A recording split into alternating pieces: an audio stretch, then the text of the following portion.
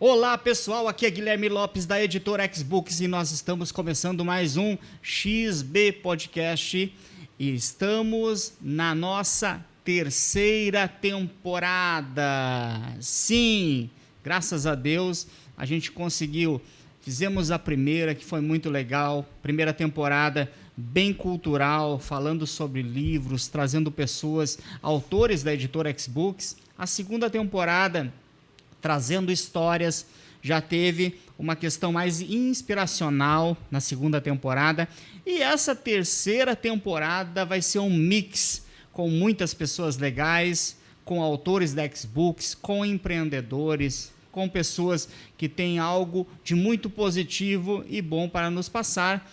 E no dia de hoje eu estou recebendo uma pessoa muito especial, que é a dona Ana Maliuk, que está aqui conosco, que é uma autora da Xbooks, que fez mais um livro maravilhoso, e a gente vai estar falando hoje sobre o livro da dona Ana. Gostaria que a senhora, primeiro agradecer, né, dona, muito obrigado pela sua presença, obrigado por esse tempo que a gente tem passado juntos, com esse livro maravilhoso, que é o seu livro. Ó, pessoal, vou mostrar aqui, um livro maravilhoso, espetacular, que a gente vai estar falando e mostrando para você hoje, né? Nem a distância nos separou. Então, se prepara aí, porque tem uma história bem legal aqui, tem muita história bacana para ser contada para nós. Dona Ana, muito obrigado. E eu gostaria que a senhora se apresentasse para o pessoal, falasse um pouquinho, né?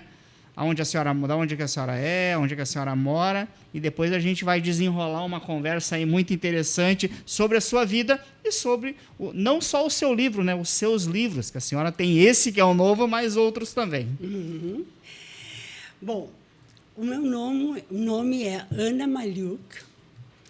Eu nasci no Rio Grande do Sul, sou gaúcha, mas por circunstâncias do destino, que eu também falo que o destino nos leva a muita coisa nova, meus pais viajaram para a ex-União Soviética no ano 1960.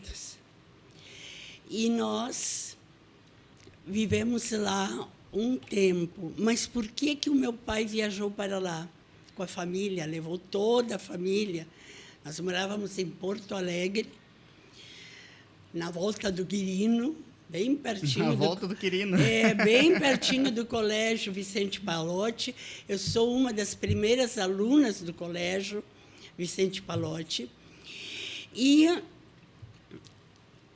quando vieram no princípio do século XX, no começo, vamos dizer, quase a metade do século XX, os meus avós e bisavós, eles vieram para cá, para o Brasil, que era a época de imigração, onde prometiam muita coisa, muita riqueza para os imigrantes, e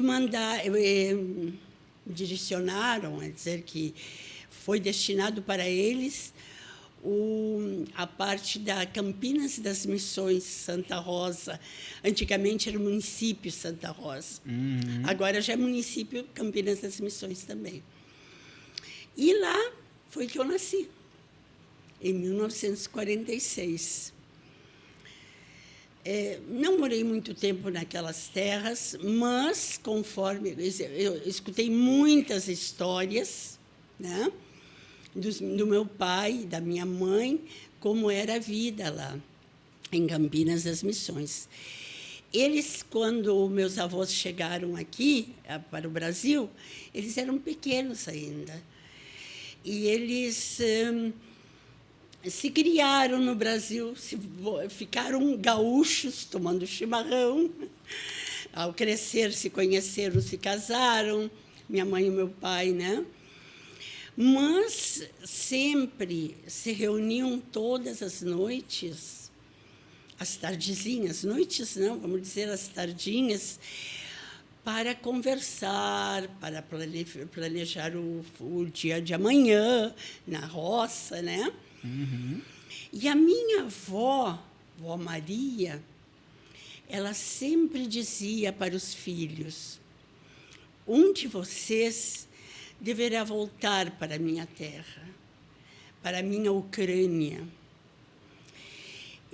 Ela sempre tinha muita saudade da primavera da Ucrânia, das árvores quando floresciam. E, falando assim, a minha avó e o meu avô, que se chamava Savelli, era o nome dele, eles gostavam muito de cantar e tinham uma voz muito bonita.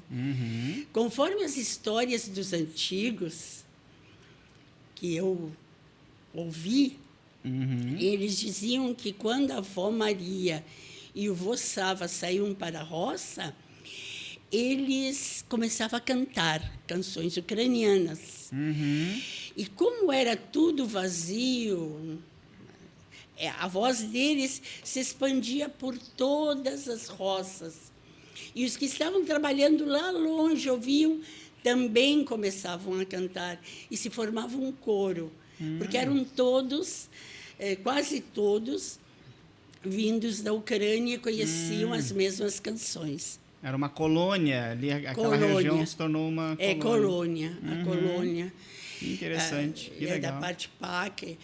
E assim eles gostavam muito de cantar. E a voz deles era alta, vibrante, né? Os baritones que tinha o meu vovô. Então, era muito interessante. Bom, conforme eu digo, né? Conforme dizem os antigos que moravam perto, que eles que puxavam para cantar e para lembrar-se da terra que eles deixaram para vir para esse país que não conheciam e que dava muito medo para eles no começo, porque a colônia onde eles ficaram era o tempo quando tinha diferentes animais silvestres. Era uma terra a ser desbravada, né? Eles vieram para civilizar aquelas terras como tal. Sim. Então, o meu pai ficou com essa, desde pequeno, ouvindo que a mãe queria, era o legado da mãe de alguém voltar para a Ucrânia. Ele começou a ter essa ideia. Eles são os teus avós paternos. Paternos. Isso. E por parte de mãe eram ucranianos também? Eram ucranianos também. Só que a parte da mãe, eu não conheço muito a história deles. Conheço a história, porque a minha avó foi criada com ciganos, a avó materna, e ela era daquelas pessoas que curava todo mundo ao redor, com chás ciganos, com rezas ciganos. E ela era benzedora. Ela tinha uma assim, origem cigana ou era só convivia com um grupo? Convivia com ciganos, porque conforme a história, que não todo mundo conhece, ela perdeu os pais. E quem ficou com ela foram os ciganos. Ela foi criada pelos ciganos. Foi criada pelos ciganos. Que interessante. Então, ela sabia muita coisa de benzedura, de curas. Tanto é que ela me curou uma vez também. Muito conhecimento, né? Muito conhecimento doméstico, vamos dizer, claro, caseiros. E, então, o que mais nós conhecemos é a história da avó e do vô, dos Maliuk. Mas por parte paterna mesmo. E um certo dia, com muita dificuldade, porque era uma época muito difícil, não existia, não era ainda a ditadura, não. Era antes da ditadura. Antes ali, anos 40. Não, a senhora nasceu nos anos 40, né? Eu nasci nos anos 40. Mas eles, na Segunda Guerra Mundial, ajudavam também na Cruz Vermelha, eles mandavam doações, tudo isso. Esse era o grupo que eles tinham lá na colônia. Mas depois,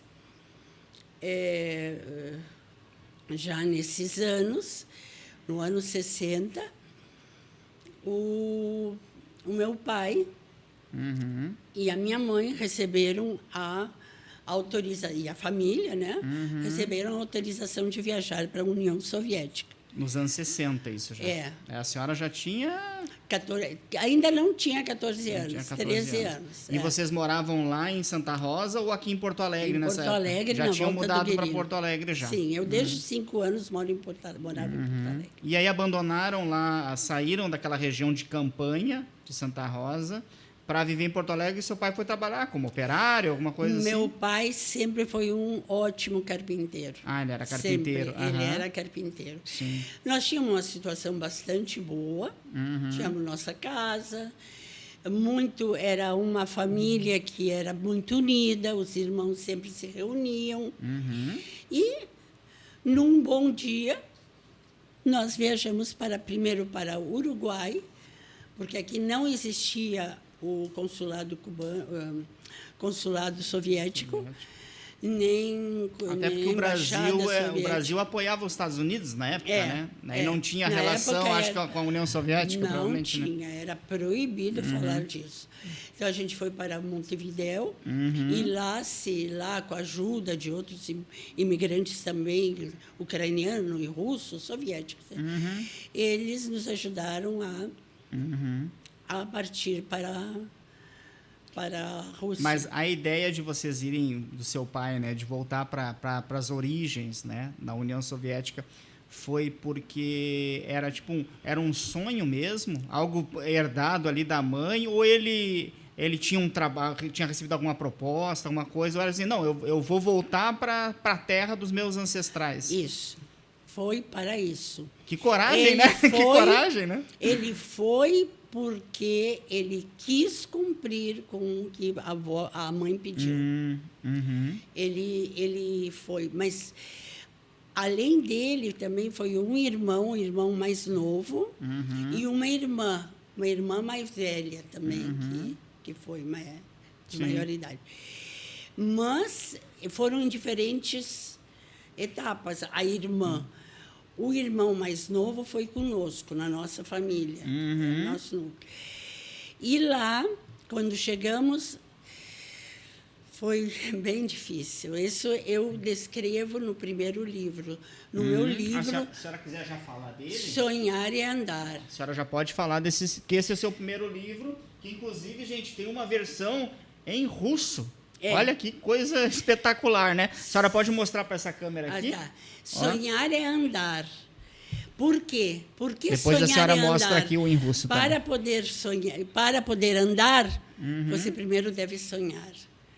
Você legal. quer fazer algo andando, é dizer, caminhar na sua vida, você deve primeiro ter aquele sonho. O que eu vou fazer?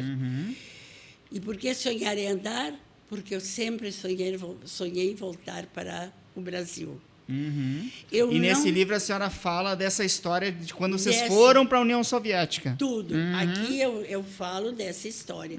Que acontece quando chega, depois da história que eu já comecei a estudar, me acostumei, conheci o meu futuro esposo.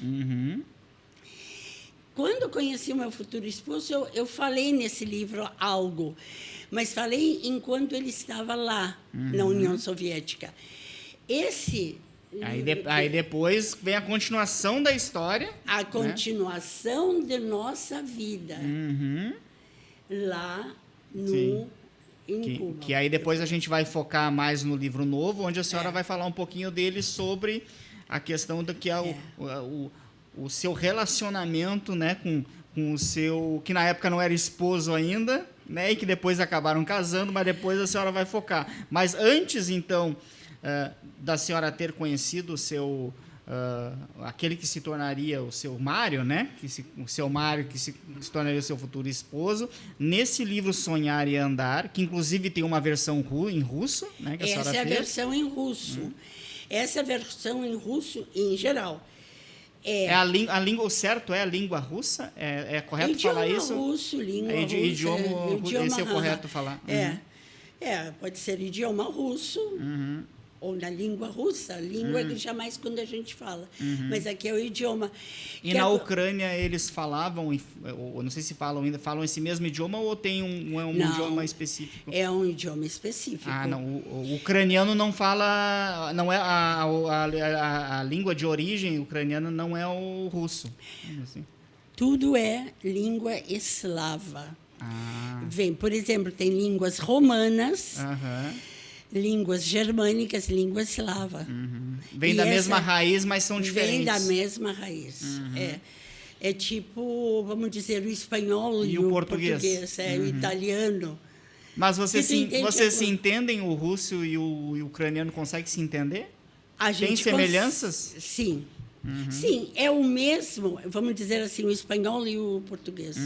Que você entende, mas tem algumas coisas que não. Tem palavras que mudam, algumas coisas que são diferentes. Ah, interessante. É bom o pessoal saber, né? Porque é uma cultura muito diferente da nossa, né? E realmente está muito distante de nós. A gente aqui está mais acostumado com os nossos irmãos latinos, com os americanos, até mesmo com o oeste da Europa. Né? Agora, do leste europeu para lá, a gente fica muito distante, perdido, né? Sem saber, sem conhecer, né?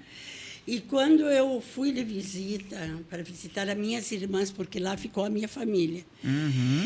Passando o tempo, né? Depois com esse livro, não com aquele, eu mostro como eu cheguei até Cuba para encontrar-se com meu futuro esposo. Sim. E onde foi celebrado nosso casamento. Isso depois de adulta, no caso, né? Depois de adulta. Mas a senhora era jovem, né? Eu era, sim. Eu não sabia eu não conhecia o idioma russo. Como é? Eu ouvia meus tios conversar, falar. A senhora saiu daqui sem falar russo, então? Sem falar. Ah, eu achei que a família já... Não. O seu pai falava, no caso? Não, meu pai não falava russo, falava também? Ucraniano. Não. E lá, quando vocês saíram ali do Uruguai, para ir, vocês foram de navio? Sim. É o navio Provence. Era um navio francês. Foi aonde eu gostei da língua francesa. Da língua francesa e terminei o meu francês. Né? Ali no navio a senhora conseguiu praticar? Consegui. Então, e chegando lá, vocês foram morar na época era a União Soviética, toda aquela parte oeste era tudo União Soviética, né? Aquela parte ali, aqueles países Ucrânia, todo, Bielorrússia, né? Era tudo União Soviética na época, né? Cazaquistão. Isso. E vocês foram morar onde? Vocês foram em qual região que a senhora foi? Cazaquistão. Hoje seria o Cazaquistão. Cazaquistão. Então, que é bem diferente também, né? Foi uma experiência muito pesada. Foi uma experiência onde, não sei, eu não pude me acostumar, algo assim, porque nos mandaram a trabalhar, gente, é que aqui nos mandaram a trabalhar numa aldeia. Uma menina, ou nós que éramos da cidade, nunca vimos aquilo, não tinha água, não tinha comida. Nesse livro... não tinha supermercado? Nada. Então, nesse livro, vocês verão. Se alguém... eu tenho muita gente que já leu, né? Porque já não tem. A gente chegou lá e nos atiraram. Vou fazer um pouquinho da história daqui do... Sim, pode contar. Mas só uma dúvida. Aí, como é que vocês foram parar lá? Alguém direcionou vocês? Como é que vocês foram direcionados a esse país? Foi a própria embaixada do Uruguai? Isso. Eles que disseram, olha, vão para tal região, vocês foram direcionados para lá. Interessante. Não foi algo assim que o seu pai decidiu, minha família, nós vamos morar na cidade e tal. Não, lá o próprio consulado soviético disse, olha, vocês vão para tal região e vão fazer tal coisa. Por que razão? Porque o consulado, como tal, o governo soviético, pagaria todas as despesas do navio. Agora, vocês têm que ir para aquele lugar e trabalhar lá 2 anos. Entendi. Bem o regime comunista, comunista mesmo. Como pagamento. Mas quando nós chegamos, né, foi bastante difícil. Por quê? Porque era algo completamente diferente do que nós conhecíamos. Nós nunca nos enfrentamos com muçulmanos. Então, de tardezinha, ao pôr do sol, eles começavam as suas rezas. E o Cazaquistão é um país muçulmano, né? É. Então, nós tínhamos medo de ver aquela gente rezando, falando. Eles também não sabiam falar russo, nem nós falávamos. Sim, eles Então, falavam a língua deles, vocês falavam português. Então, era português meio espanholizado, como a gente morou em Montevideo. Então, era muito difícil para viver. Era completamente oposto ao que nós estávamos acostumados, ao que nós estávamos habituados. Então, eu vou fazer uma história assim, meio rapidinho. Pode contar. Um dos dos jovens de Cazaquistão, que morava ali, da vizinhança, se apaixonou pela minha irmã. A minha irmã era muito bonita, sempre uma das moças mais bonitas. Quantos irmãos a senhora? Eu tive 2 irmãs e um irmão. O meu irmão agora já tem 90 anos, outra irmã tem 87, estão vivos, e a minha irmã, Helena, já faleceu. Que essa que é a... Que era bonita, a mais bonita. A mais nova e que o cazaque lá se apaixonou por ela. Ela não era mais nova, a mais nova era eu. Eu sou a caçula da família. Então, ele veio com um tomate, os tomates eram grandes, assim, e oferece para ela. E ela, não, eu não quero. E ele, não, querendo dar para ela o tal do tomate, e ela não queria, ele saiu, atirou o tomate e saiu. E ela ficou assim, assustada. E depois veio uma vizinha e disse, o que tu fez? Agora tu tem que te cuidar, porque ele veio te pedir em casamento. E os casaques não aceitam um não é da moça. Tem que ser aceito. E a cultura deles, eles davam... não era questão do tomate em si, mas presenteava com alguma coisa. Isso foi o que ele presenteou. Sim. Tinha que presentear alguma coisa. Mas poderia ser qualquer coisa. Poderia ser qualquer coisa. Interessante a questão da cultura, né? É. Ainda bem que ela não aceitou, né? Se ela tivesse aceitado o tomate. E ela aceitaria, porque ela diria, ai, que bom, um tomate grande, vermelho. Sim, né? Então, esse foi muitas outras coisas estranhas, assim, que aconteciam. Que a cultura é bem diferente, né? Bem diferente a cultura. Mas a forma de comer, que eles comiam com as mãos. E nós também não sabíamos. Uma vez convidaram o meu pai e o meu irmão para comer, e era tudo carneiro. Sim, porque colocavam no meio, assim, uma bacia com um tal do carneiro, e pegavam assim com as mãos e comiam. E o pai, assim, eu e o meu irmão ficaram olhando, dizendo, vai, o que é isso? Mas depois a gente se foi acostumando, e nós saímos de lá. Foram se adaptando, se acostumando, Saímos de Quantos anos vocês ficaram lá nessa região do Cazaquistão? Não, ficamos meses. Meses. Acho que 5 meses. Trabalhando. E o seu pai fazia o quê lá? Trabalhava como carpinteiro mesmo? E o meu irmão também. E nós trabalhávamos no algodão. Nós, mulheres jovens. Aquilo nos rasgava as mãos, os braços. Imagina. Era muito. Então a mãe ficava em casa. Tinha as plantações de algodão e vocês iam para lá para colher? Para trabalhar, sim, porque tinha que trabalhar, imagina. Sim. E a alimentação, assim, era o próprio governo soviético que dava para vocês? Ou vocês tinham que se virar, Não, assim? já nós, chegando lá, já tínhamos que nos virar. Trabalhava para pagar, na verdade, a viagem?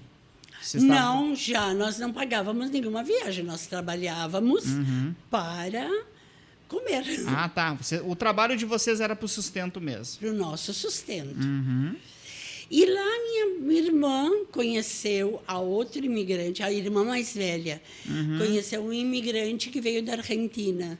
um argentino, que também era descendente de ucraniano e também estava passando a mesma situação nossa, que quis voltar para a Rússia, mas tinha que passar um tempo nesse local. É uma aldeia muçulmana.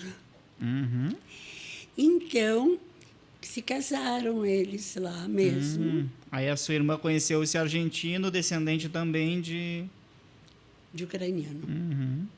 E casaram ali no casaque mesmo? Ali mesmo casaram. Olha. Mas como ele já tinha os 2 anos cumpridos, ele saiu de lá. Viajou com ela para a cidade de Volgogrado. A cidade era ainda Stalingrado naquela época. Era em Stalingrado na época. Isso era nos anos 60. E como nós... Mas essa cidade foi destruída na Segunda Guerra, né? Isso foi. Agora eu vou fazer a historinha. Quando eles chegaram lá, eles já conseguiram lá um apartamento, tudo, já começaram a trabalhar. Sim. E nos chamaram para ir morar lá. Então, nós fomos para lá e foi difícil também. Por quê? Eu era uma adolescente. Uma adolescente, já tinha 14, já fiz os meus 14 anos. E essa sua irmã já tinha um pouquinho mais de idade, já? Sim. 18, 20, provavelmente. Sim, 20, 23. Quando chegamos lá, isso me chocou muito. Eu acho que para toda a minha vida ficou aquela visão da cidade destruída, onde passou a grande Batalha de Stalingrado, onde deu a volta à Segunda Guerra Mundial, pessoas mutiladas. Era muito recente ainda, né? 20 e poucos anos, 15 anos. 15 muito recente. Muito recente. Então, pessoas mutiladas, todas as famílias tinham 1 ou 2 pessoas que morreram na Segunda Guerra, que estavam mutilados. Então, essa impressão me impressionou muito. Não somente a mim, como a minha família também. Minhas irmãs jovens ainda também sofreram bastante. Meu irmão. Mas eu penso que eu, como estava assim, vamos dizer, o botãozinho da rosa, né? Que estava despontando ainda, vendo todas aquelas maldades que aconteceram, não conosco, mas com outras pessoas. Isso ficou muito guardado no meu interior, para toda a vida. Imagino. Até agora, quando... A senhora lembra, tem aquelas lembranças... E a senhora lembra, assim, tem lembranças fortes, assim, como se fosse ontem, assim? Sim. Imagina. Como se fosse ontem. Eu, assim, a gente E a senhora conseguia se comunicar com as pessoas, assim? Já começou a aprender? Eu, no começo, eu não sabia muito, eu não falava nada, né? Então, era tudo com a mão. Mas, em seguida, eu fui para o colégio. A senhora foi para a escola. Fui para o colégio. Então, eu sempre fui muito estudiosa, viu, Guilherme? E eu estudava muito, estudava o russo, eu lia muito.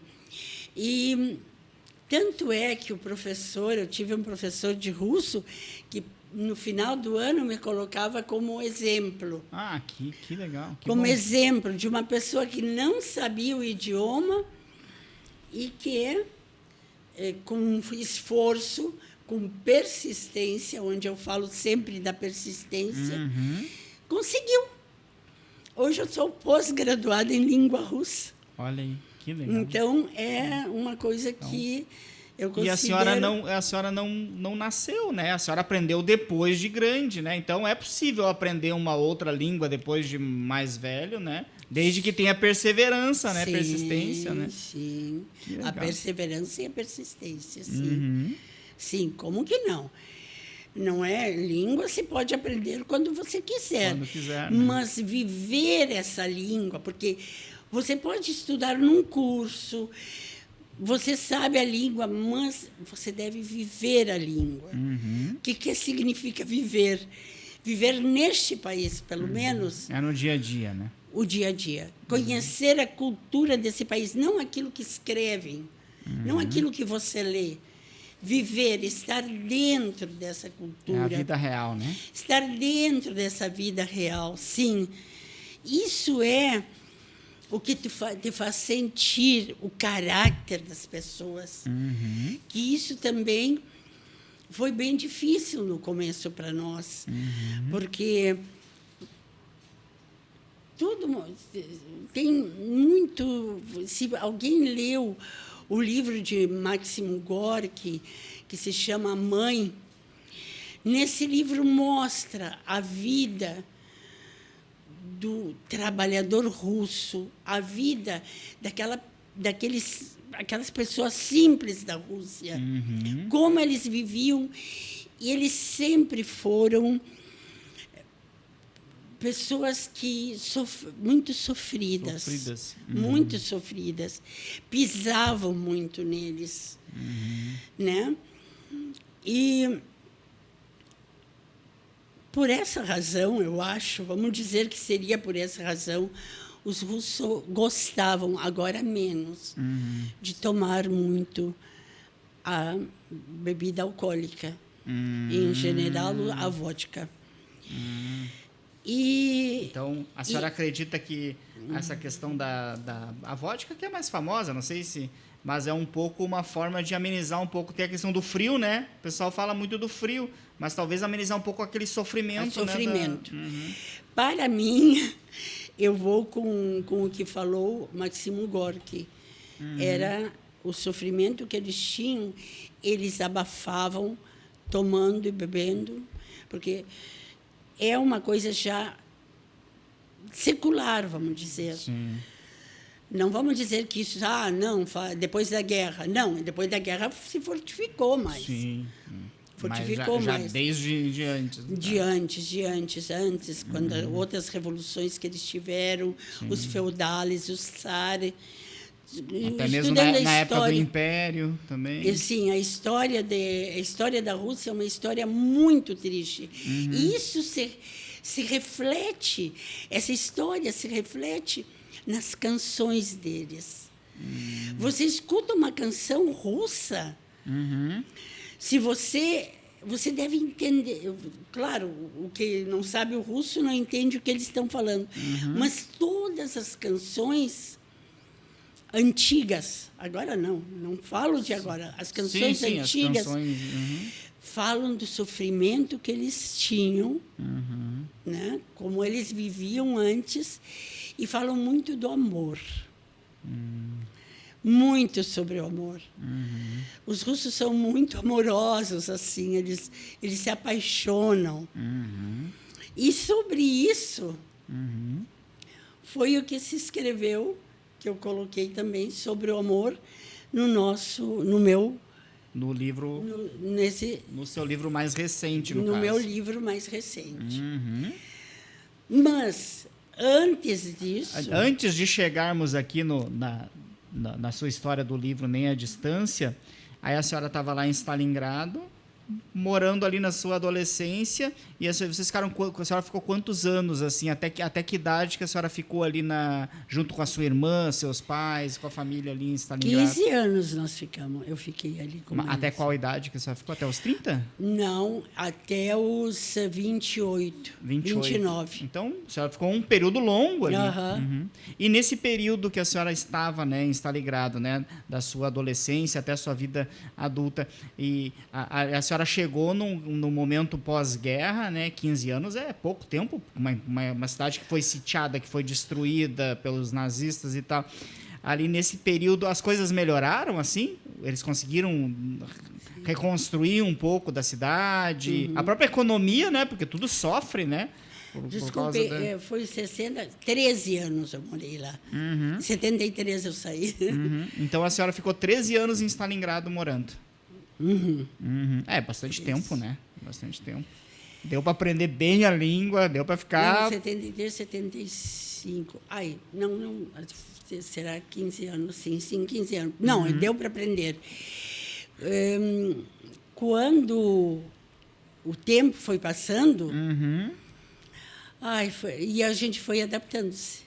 Sim, foi se Já acostumando. conhecendo o idioma, tendo amigos, amizades. E foi muito lindo, uma vida muito linda, embora em algumas coisas não me acostumei, em algumas situações. Então, mas os amigos que eu tinha, as amigas, Sim. A gente sempre se dava muito, nos reuníamos, conversávamos, fazíamos festinhas. Tudo isso era ótimo. E o seu pai ficou satisfeito assim com essa... Ele conseguiu assim... Será que ele teve aquela sensação de missão cumprida? Não. Não, porque na verdade ele não voltou para a Ucrânia, né? Ele ficou no outro, ali do lado, mas não é bem o país. Não voltou para a Ucrânia. Ele não conseguiu no fim ir para a Ucrânia. Fomos de visita. Fomos de visita e ele viu a sua casa onde ele nasceu. Mas isso já é um... Mas ele não ficou lá. Isso ele viveu entre, vamos dizer, entre estranhos. Não era o que ele queria. Ele também não sabia o idioma russo. Para ele era difícil. Ele se confundia muito com o ucraniano. E ele, ao nosso parecer, ele não se contentou com isso, com o que passou. Mas acabou, aquilo virou o lar dele. Né? O meu pai sempre foi muito trabalhador. Então, lá na Rússia, como aqui, vocês se acostumam com sítios, praia, né? E lá na Rússia eles ofereciam para pessoas que moravam na cidade tipo sítio que se chamava dacha. Nesse livro eu conto sobre a dacha, aonde se podia trabalhar, fazer hortas, pomares. E ele passava os dias lá e com isso ele se entretinha bastante, me entende? Então ele gostava nessa situação. Por que meu pai não gostava também? Meu pai nunca foi de beber vodka. Entende? Então, e a cultura estava bem impregnada, até para ele fazer amigos também, o pessoal queria beber. E ele não gostava. Ele não gostava disso. Então, por isso foi que não se adaptou muito. Eu considero que ele... Não conseguiu se adaptar tanto assim. Não. Mas a senhora, tranquilo, assim? Sim. Não, minhas irmãs, nós tínhamos nossas amizades, Sim, vocês conseguiram se integrar àquela cultura, né? Isso é importante, né? Eu vejo que eu já morei fora também, né? E eu consigo me adaptar muito fácil, assim, né? Então, todos os lugares que eu morei, consegui me adaptar muito fácil, mas eu vejo que tem gente que não consegue se adaptar. Aí, por exemplo, eu estava na Itália e tinha muitos brasileiros que tinham dificuldade em... porque a comida daqui... Cara, tipo, vive esse país como se tu fosse dele, sabe? Porque ajuda muito, né? Então, tenta, se tu tá na Itália, tenta viver como italiano, não como brasileiro. Se tu viver como brasileiro, tu vai dar problema, né? Claro. Tá na Rússia, tenta viver como o russo vive, né? Acho que facilita, né? Ajuda bastante e isso gera também bastante um crescimento, né? Porque tu acaba aprendendo coisas novas, né? Consegue ter amizades de uma forma mais fácil, porque daí eles se identificam melhor contigo, né? E essa situação assim de adaptação, eu me adaptei. Uhum. Me adaptei, eu estudei, eu terminei minha faculdade, eu fiz o meu trabalho social também numa aldeia, que aqui no livro eu falo sobre como era a minha vida lá. Aham. Só que... E lá a senhora fez faculdade lá em Stalingrado Stalingrado. mesmo. Do que a senhora se formou? A sua graduação era do quê? Eu dei em francês e alemão. Em línguas. Em línguas, A senhora se formou. isso. Uhum. Mas o meu sonho sempre foi voltar para o Brasil. Por isso é que sonhar é andar. Uhum. Eu andava pelo mundo, não, pela Sim. vida, sonhando que algum dia eu chegaria ao A Brasil. senhora tinha o Brasil no coração ainda, Tinha lá o Brasil. da sua infância. Tinha o Brasil no coração, a família, os primos. E aqui, até eu tenho aqui uma parte onde o pai, eu pergunto para o meu pai, papai, será que vamos permanecer aqui por muito tempo? Eu não estou gostando desse lugar, esse acabado de chegar. E o pai diz, certamente vamos permanecer aqui, apesar de não ser exatamente o que eu imaginei para a minha vida neste lugar. Não temos como retornar. O percurso de volta é bastante complexo. E eu disse, baixei a cabeça, suspirei, sentindo uma onda de ansiedade. E falei, um dia eu retornarei ao meu país.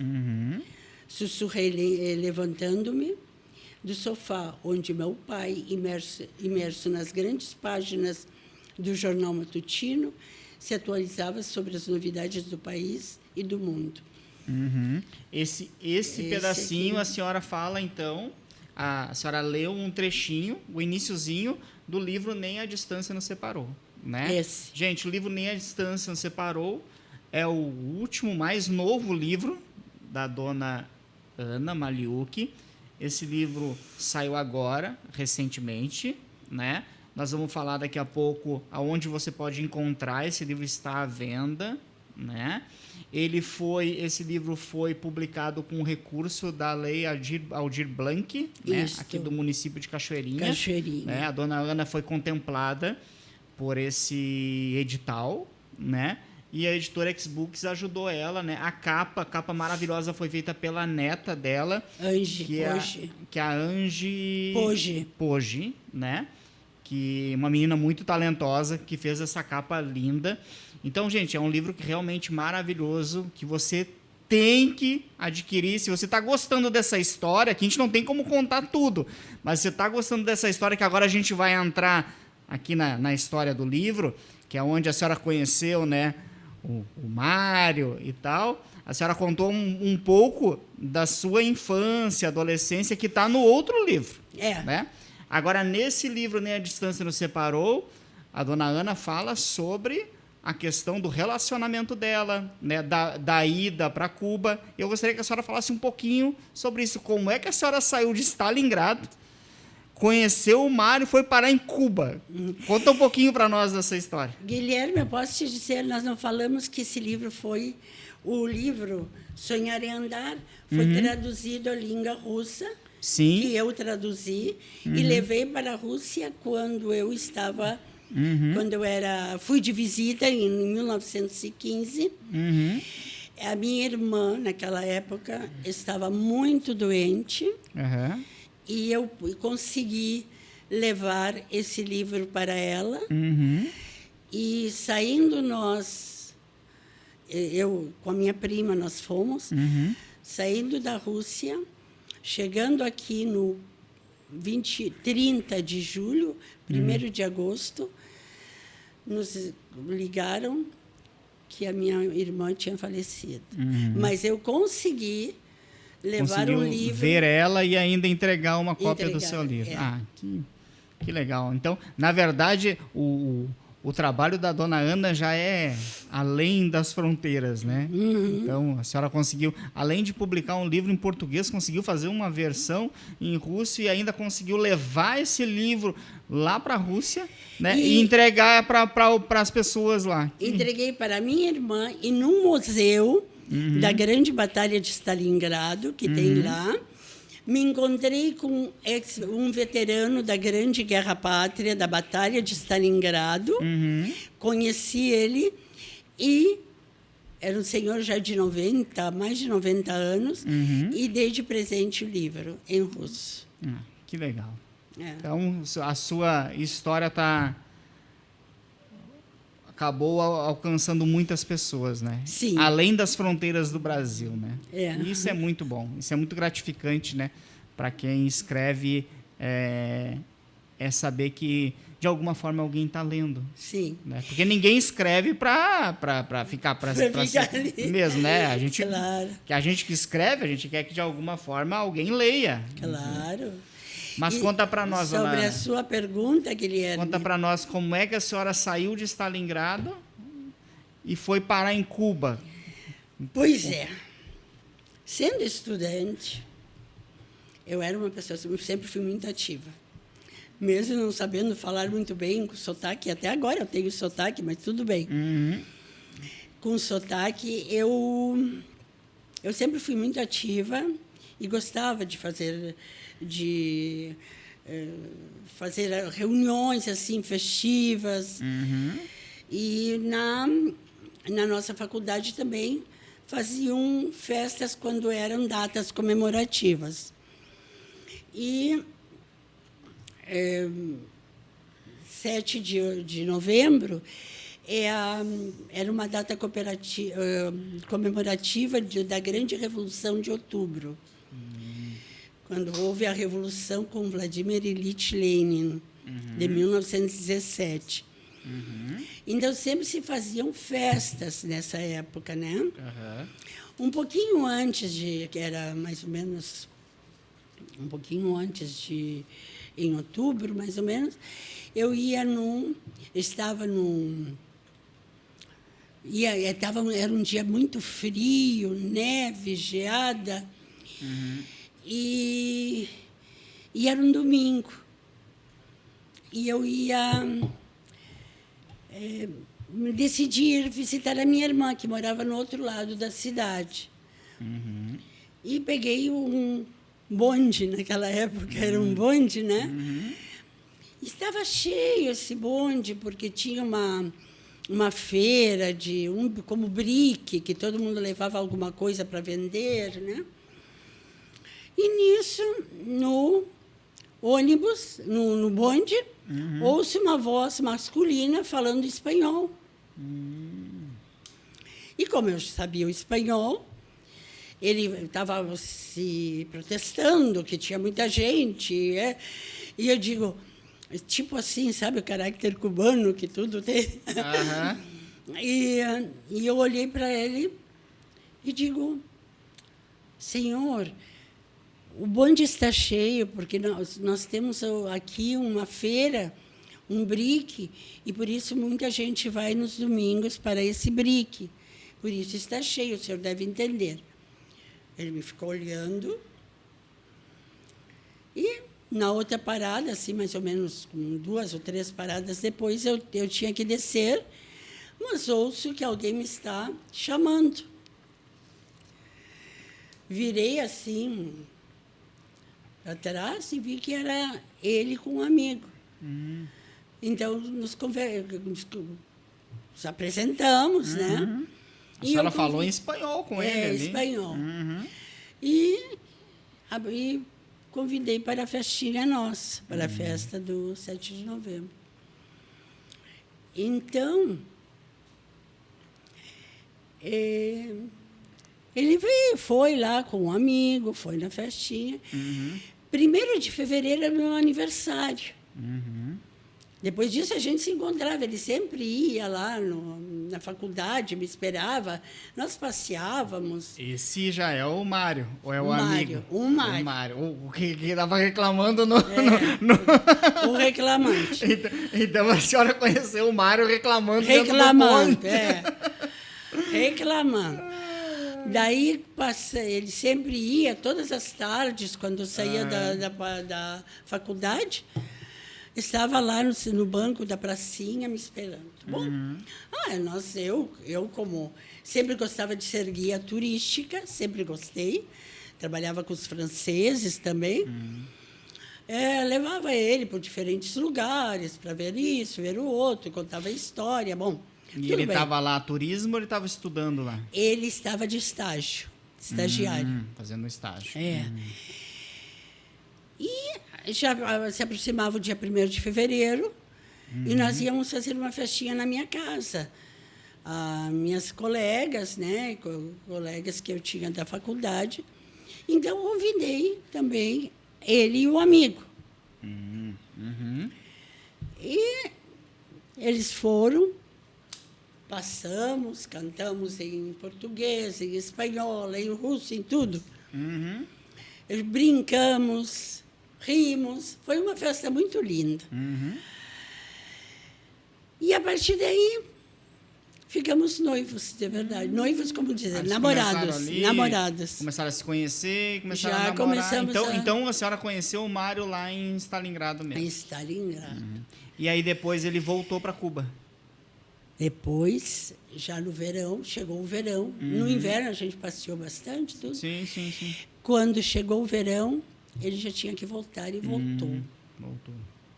A partir de aí, era só por meio de cartas. Eles ficaram namorando através de cartas. Mas cartas não era hoje escrevi, amanhã recebe, não. Sim, levava 2, 3 meses. E cuidado.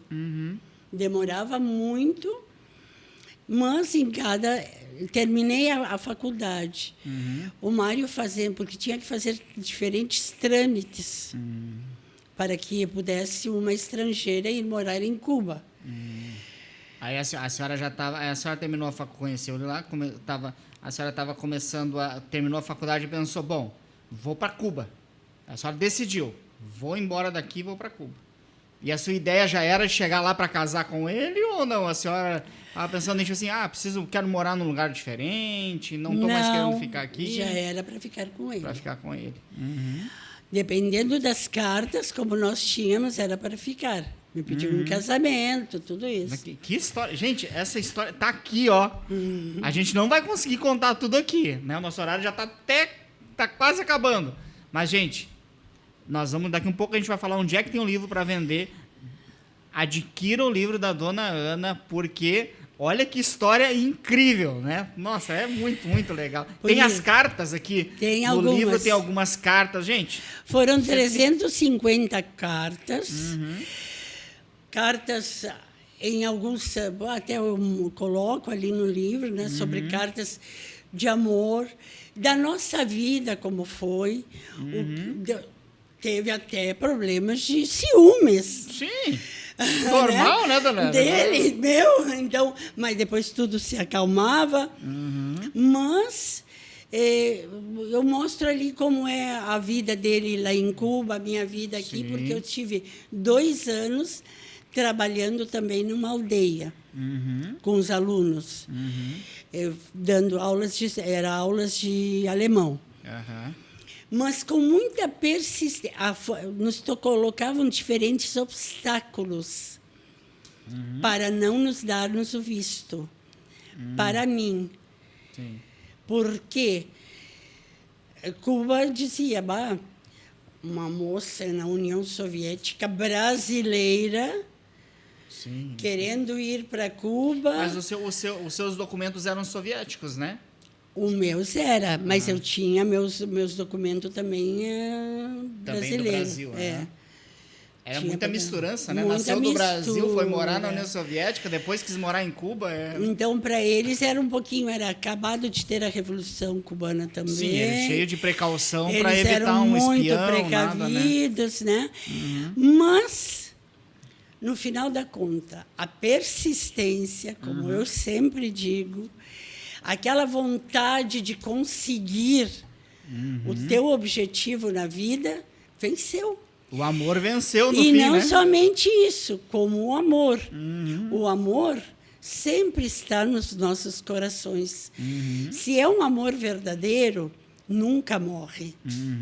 Nós devemos te confiar também, não somente confiar no nosso sentimento, confiar no sentimento da pessoa que nós acreditamos que vai ir conosco no nosso caminho, que irá junto traçar a nossa trilha,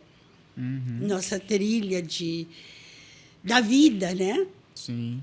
Por isso eu digo, nós nunca devemos se queremos algo na vida, devemos de ir para frente, nunca devemos de baixar a cabeça. Não deu a primeira vez? Conseguimos na segunda ou na terceira.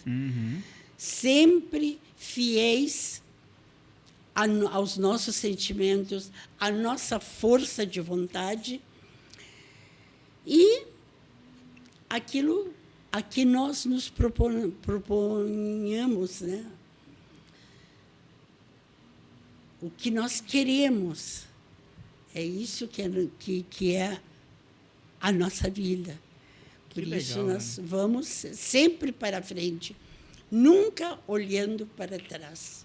Eu ia pedir para a senhora deixar uma mensagem, mas a senhora já deixou a mensagem. Já deixei. Já, com certeza, a câmera pegou ali, já deixou uma mensagem do coração, inspiradora para nós, né? Infelizmente, o nosso horário já está chegando no fim, né?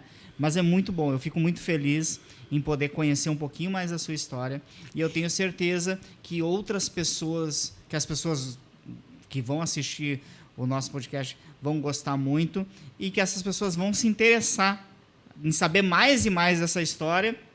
Então, gente, você pode conhecer mais a Dona Ana, tá?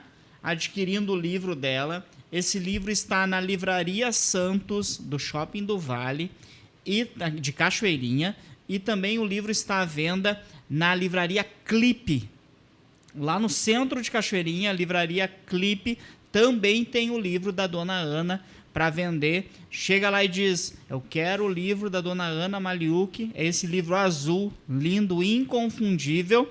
Você pode procurar a Dona Ana nas redes sociais, que é Ana Maliuc, né? Sim. @Ana Maliuc lá no Instagram. Manda uma mensagenzinha para ela lá, né? Curte. Você pode também buscar nós ali na @EditoraXBooks, que ali a gente vai estar divulgando o podcast, colocando cortes aqui da Dona Ana. Dona Ana, vou deixar aqui os momentos, a gente tem uns 7 minutinhos ainda, para a senhora falar mais, conta mais um pouco, fala um pouco mais do livro, conta mais um pouco da sua história para nós, aquilo que... Vou deixar a senhora à vontade. O que eu queria também pode dizer falar. Para os leitores, né, para os futuros leitores, ou para os que já estão lendo o meu livro, que eu gostaria que eles entendessem bem a cultura desses povos, a beleza de vida que eles têm também, a beleza como é o país, porque é um país muito lindo, muito bonito, e de ter, como dizer, de enriquecer os seus conhecimentos sobre diferentes povos, porque eu tratei de fazer isso ali no livro. Eu tratei de escrever o modo de vida deles, dos russos, né? Como o lazer dos russos. Então, isso para mim seria muito gratificante, que me mandassem também, pelo Instagram, que mandassem suas opiniões, se gostaram ou não gostaram do que foi escrito, da história. E, se consideram que foi algo interessante, né? Ou não, porque cada um tem a sua opinião, cada leitor tem a sua opinião. Então, é isso, né? É isso, dona Ana? A senhora não quer agora? A gente tem 5 minutinhos ainda. Só por curiosidade para o pessoal, para a gente só encerrar, né? Já que a gente estava contando a sua história. Aí a senhora foi morar... Depois daquela dificuldade, a senhora foi morar em Cuba. A senhora conseguiu os documentos, a autorização para morar em Cuba, né? Depois de muito... É isso, nós nem falamos, né? Uhum.